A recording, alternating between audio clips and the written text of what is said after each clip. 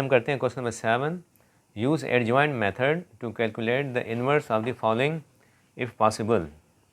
अब पार्ट 1 हमें दे रखा है, एक मैट्रिक्स दे रखा है 5 6 3 4। ठीक है, तो सबसे पहले हम क्या करते हैं, इसको नाम दे देते हैं ए। तो इसी को सॉल्यूशन में यूज़ कर लेते हैं, स्पेस कम है हमारे पास, तो हमने इसको लेट कर दिया, let A is equal to 5 6 3 4। ये मैट्रिक्स 2/2 का है। ठीक है, तो अब जनाब सबसे पहला काम ये होता है कि आप देखें, ये मेथड मैंने यहाँ लिख दिया है। मेथड में आपको क्लियरिफाई कर दूँ, क्या लिखा हुआ है, inverse of square matrix A. अगर आपको इन्वर्स मालूम करना है तो उसका फार्मूला है A inverse is equal to adjoint of A divide by determinant of A. मगर कब, जब डिटर्मिनेंट ऑफ ए 0 के इक्वल ना हो। अब ये कंडीशन लाजमी है कि डिटर्मिनेंट ऑफ ए अगर 0 आ गया तो इन्वर्स इज़ नॉट पॉसिबल। अगर डिटर्मिनेंट ऑफ ए 0 नहीं आता तो फिर इन्वर्स का ये फार्मूला लगेगा। अब अगर आपने ये फार्मूला लगाया तो इसके लिए आपको चाहिए एडजॉइंट। तो एडजॉइंट जो है, आप 2/2 का तो बड़े आसानी से निकल आता है। अगर हम फर्स्ट कर लें, मैट्रिक्स ए आपका ये लिखा हुआ है ए बी सी डी, तो एडजॉइंट निकालना है तो इसमें तो बड़ा आसान है। क्या होगा कि डी जाएगा ए की जगह पे, ए जाएगा डी की जगह पे, तो ये एक्सचेंज हो जाते हैं, ये दोनों एक्सचेंज हो जाते हैं। क्या हो गया जनाब यहाँ पर कि आपके पास ये हो जाएगा डी, ठीक है, और ये हो जाएगा ए। तो इसको मैंने ऐसे लिखना है, डी एंड ए, सही है। तो डी आ गया ए की जगह पे, ए आ गया डी की जगह पे, ये एक्सचेंज हो गए। उसके बाद इसकी साइन चेंज हो जाएगी, बी प्लस का है तो माइनस का हो जाएगा, ये सी प्लस का है तो माइनस का हो गया। समझ आगे बात। ये 2/2 में क्या होता है, ये डायगोनल एलिमेंट्स एक्सचेंज हो जाते हैं, ये दोनों अपनी प्लेस चेंज करते हैं, और ये जो एलिमेंट है अपनी साइन चेंज करता है, ये एलिमेंट अपनी साइन चेंज करता है। असल में एडजॉइंट की जो डेफिनेशन अगर आप देखेंगे ना, वो चाहे 2/2 हो चाहे 3/3 हो, तो एडजॉइंट ऑफ ए क्या होता है, एक मैट्रिक्स होता है जो कि हम हासिल करते हैं कैसे, adjoint of A is the transpose of matrix of cofactors. Cofactors का जो मैट्रिक्स बनता है उसका अगर ट्रांसपोज निकाल दिया तो आपको एडजॉइंट मिलेगा। मगर 2/2 का वही काम सारा जो है वो बड़ा आसानी से हो जाता है, जो कि मैंने आपको बता दिया। बट 2/2 के लिए अगर 3/3 का आपने निकालना है तो फिर तो डेफिनेशन को अप्लाई आपने करना ही करना है। क्या कि आपने पहले कोफैक्टर निकालने, ये A11 A12 A13 कोफैक्टर कहलाते हैं। तो ये 9 कोफैक्टर निकलेंगे, फिर उसका ट्रांसपोज निकालेंगे तो जाके आपको एडजॉइंट मिलेगा। तो ये मेथड क्लियर हो गया कि ये इन्वर्स का फार्मूला है और ये इसकी कंडीशन है। ठीक है, और 2/2 के लिए शॉर्ट मेथड बता दिया मैंने, और 3/3 का ऐसे होगा। Now let's start. ये 2/2 का मैट्रिक्स है, तो पहला काम ये करना है कि हमने डिटरमिनेंट निकालना है। ठीक है, आप डिटरमिनेंट ऑफ ए निकालते हैं जनाब। तो डिटरमिनेंट ऑफ ए जब हम निकालेंगे तो इसमें क्या होगा कि आपके पास है 5 6 3 4। ठीक है, और ये ऐसे निकलता है 5 4 ज़ा, ये 5 और 4 मल्टीप्लाई होंगे, माइनस ये रूल है ना इसका निकालने का, 6 एंड 3 ये आपस में मल्टीप्लाई हो जाएंगे। तो जनाब क्या मिलेगा, 5 4 ज़ा 20 माइनस 6 3 ज़ा 18, तो आपको आंसर मिल गया 2। अब आप देखें क्या ये ज़ीरो है कि नॉन ज़ीरो है, नॉन ज़ीरो है डेफिनेटली। अगर ये ज़ीरो आ जाता ना तो सवाल यहीं रोक देते हैं, अपन स्टॉप कर लेते हैं और अपन लिखते हैं कि इन्वर्स इज नॉट पॉसिबल। अब जैसे कि ये ज़ीरो नहीं आया, 2 is not equal to zero, तो लिहाजा अब ये प्रोसेस आगे जाएगा तो ये फार्मूला अप्लाई होगा। मगर फार्मूले के लिए आपको क्या चाहिए, एडजॉइंट चाहिए। तो हम फार्मूला लिख देते हैं, आप यहाँ लिख देते हैं कि since determinant of A is not equal to zero therefore A inverse is possible. A inverse possible है, हम निकाल सकते हैं। ठीक है, तो अब निकलेगा कैसे, हाउ टू फाइंड, उसके लिए फार्मूला मैंने लिखा हुआ यहाँ पर। Now A inverse is equal to adjoint of A divided by determinant of A. ठीक है, अब एडजॉइंट के लिए मैंने क्या कहा कि आप इसकी प्लेस चेंज कर दें।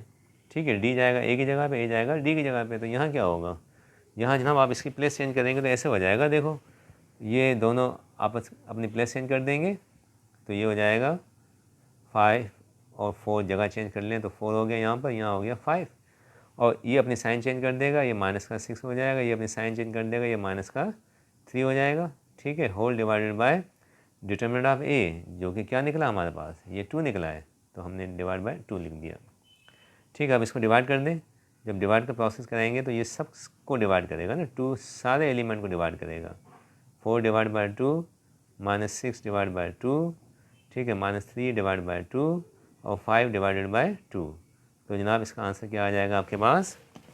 जब आप डिवाइड करेंगे टेबल ऑफ 2 जो लगेगा इसको 2 टाइम्स, तो जनाब इसका आ जाएगा 2 और ये हो जाएगा -3 कटने के बाद। सही है, ये सेम टू सेम रहेगा -3/5 और ये 5/2 सेम टू सेम रहेगा। ये आपका इन्वर्स आ गया। एक सवाल हमने हल कर लिया। अब इसका एक और पार्ट कर लेते हैं, पार्ट 3 कर लेते हैं जनाब।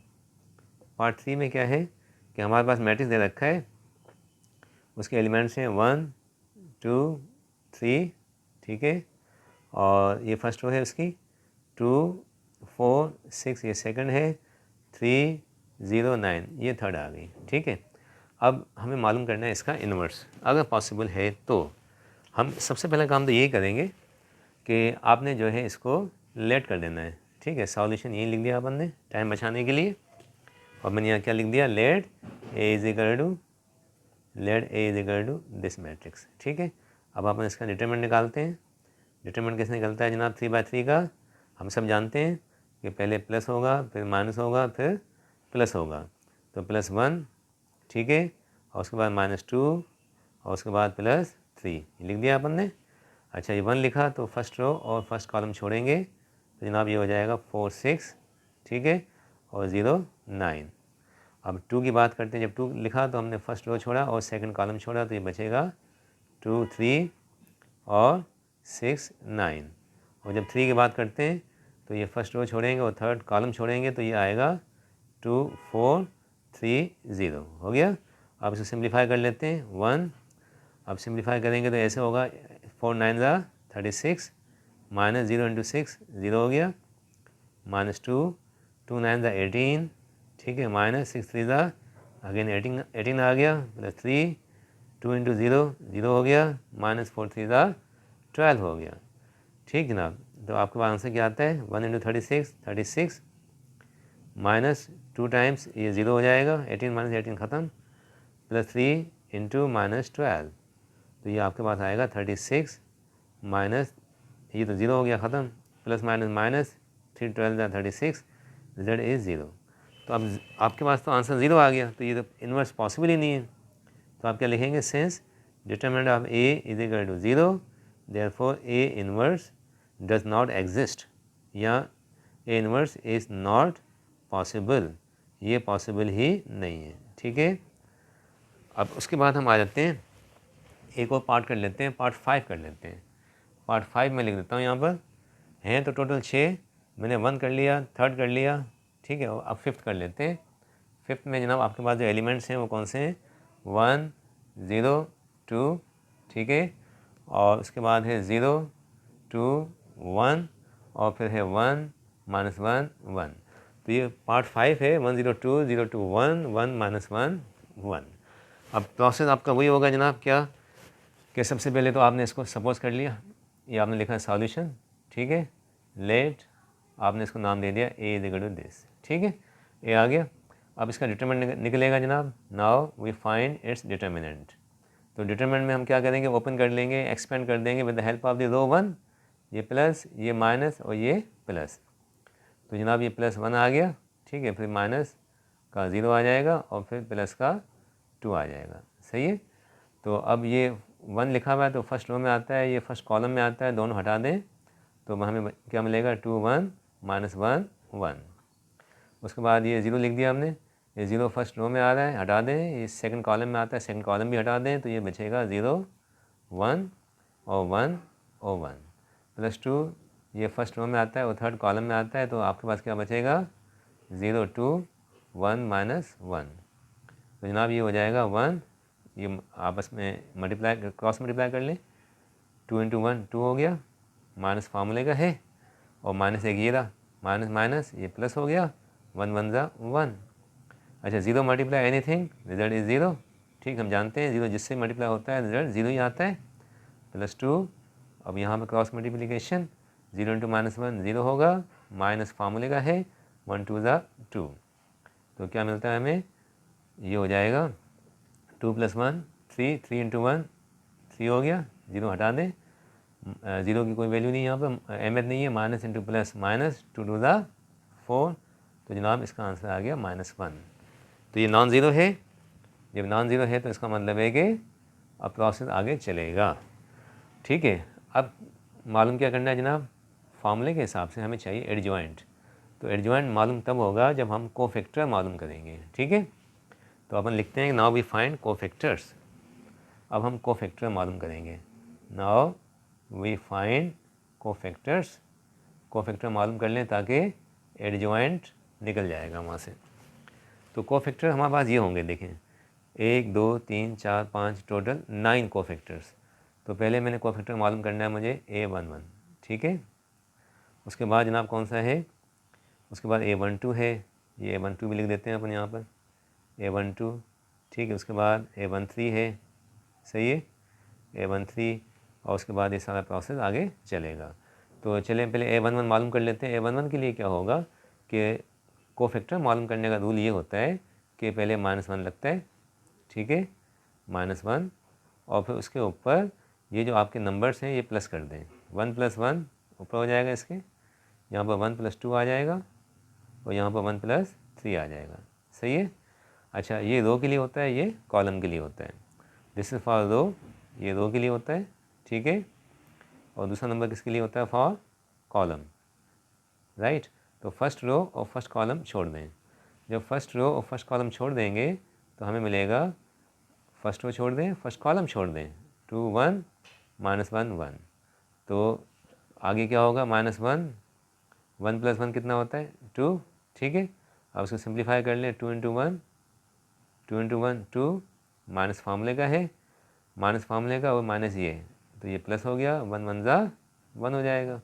अच्छा, हम जानते हैं कि -1 के ऊपर अगर पावर इवन है तो उसका रिजल्ट 1 आता है। ये इंपॉर्टेंट बात नोट कर लें कि जब -1 के ऊपर कोई नंबर इवन आ जाए, ठीक है, 2 आ जाए, 4 आ जाए, 6 आ जाए, 0 आ जाए, 8 आ जाए, तो उसका रिजल्ट 1 होता है। और -1 के ऊपर अगर पावर ऑड आ गया तो जनाब उसका आंसर -1 आता है। जैसे 1 आ गया, 3 आ गया, 5 आ गया, तो ऑड पे -1 होगा, इवन पे 1 होगा। तो आप देखें ये इवन है तो इसका आंसर तो 1 आ गया। ठीक है, तो जनाब ये हो जाएगा 1, सही है, और 2 + 1 3, तो ये आपका फाइनल आंसर कितना आ गया, 3 आ गया। अब यहाँ पर आ जाते हैं 1 2 पे। 1 2 पे क्या है कि फर्स्ट रो छोड़ेंगे और सेकंड कॉलम छोड़ेंगे। फर्स्ट रो और सेकंड कॉलम छोड़ दें तो जनाब ये मिलेगा आपको, फर्स्ट रो सेकंड कॉलम छोड़ने पर 0 1 और 1 1। तो फिर ये आपका क्या बनेगा, -1 पावर 3, ये हो जाएगा। डिटरमिनेंट को ओपन करेंगे तो 0 × 1 0 बनेगा, माइनस फार्मूले का है, 1 × 1 1 आ जाएगा, तो ये हो जाएगा। अच्छा, -1 पावर 3 ऑड है, ऑड पे -1 आएगा, 0 -1 -1, तो ये आपके पास आंसर आ गया 1। ठीक है, उसके बाद नेक्स्ट, अब यहाँ पर -1 पावर 1 + 3 आता है, तो इसमें क्या होगा कि फर्स्ट रो और थर्ड कॉलम छोड़ देंगे।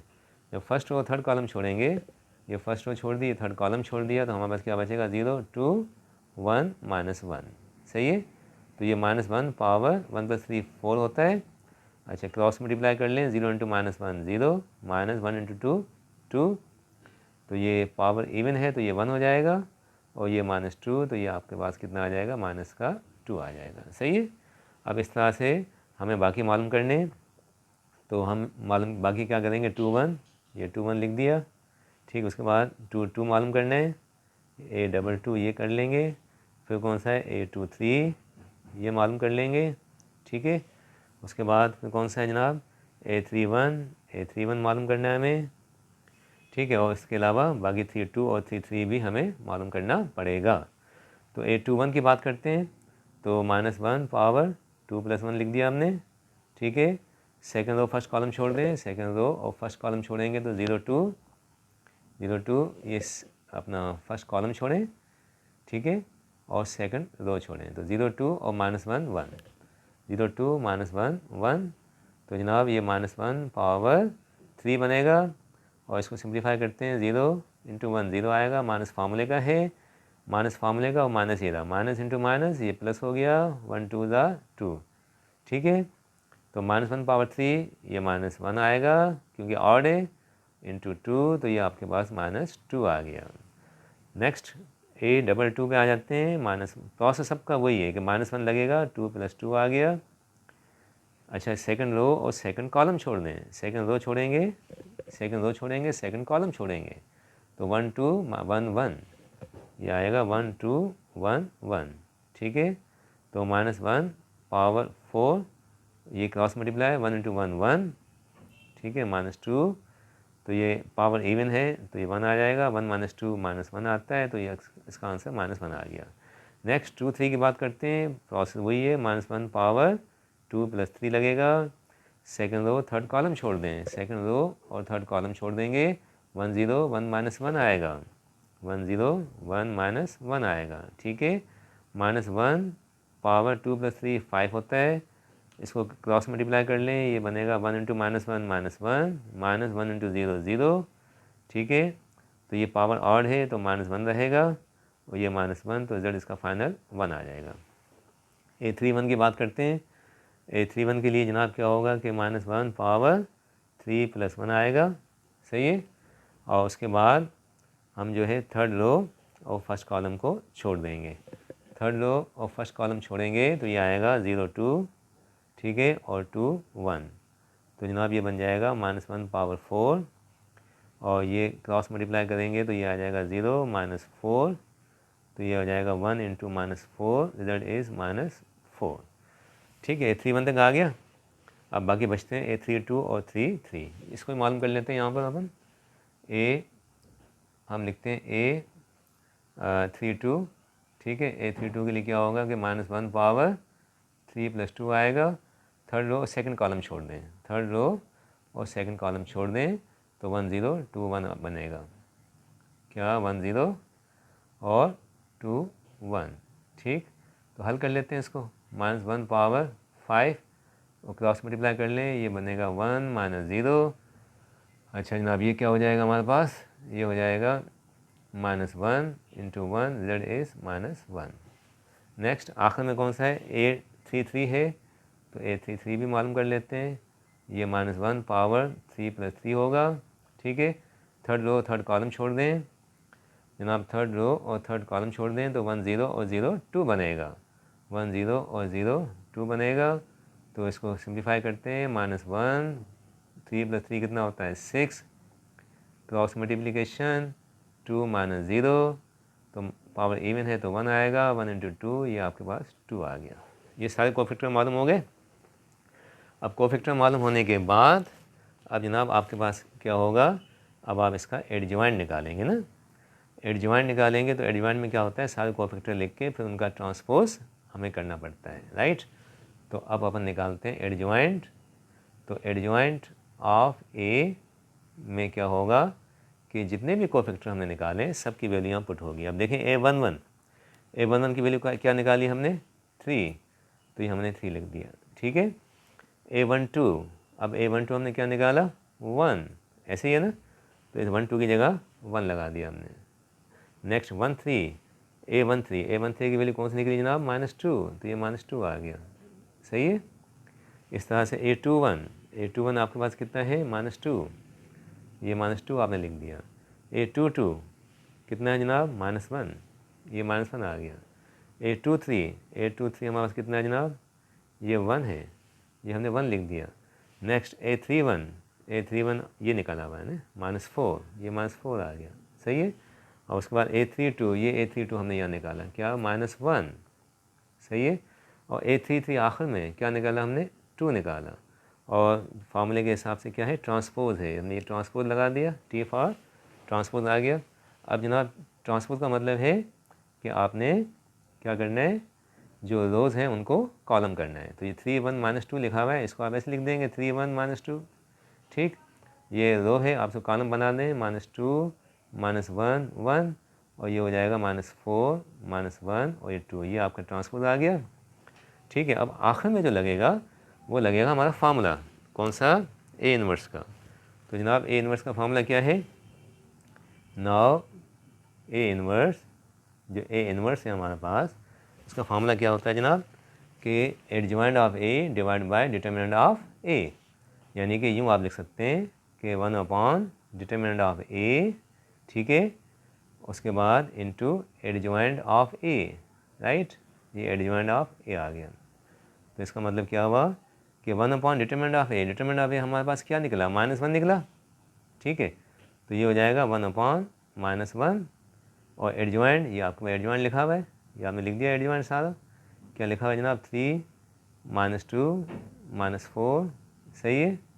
और फिर क्या है 1 -1, ठीक है, और फिर -1 आ गया। नेक्स्ट उसके बाद क्या आपके पास -2 1 और ये 2 आ गया ना। अब 1/-1 मतलब -1, और -1 जब सबसे मल्टीप्लाई होगा तो इसका रिजल्ट क्या आएगा, सबकी साइन चेंज हो जाएगी, ठीक है ना। देखिए 1 डिवाइड बाई -1 मीन्स -1, और -1 जब सबसे मल्टीप्लाई करना है तो ये क्या होगा, -3 बनेगा, ये +2 आ जाएगा, ये फिर साइन चेंज, सबकी साइन चेंज, तो ये आपके पास आंसर आ गया -1 1 1, ये 2, ये -1, ये -2।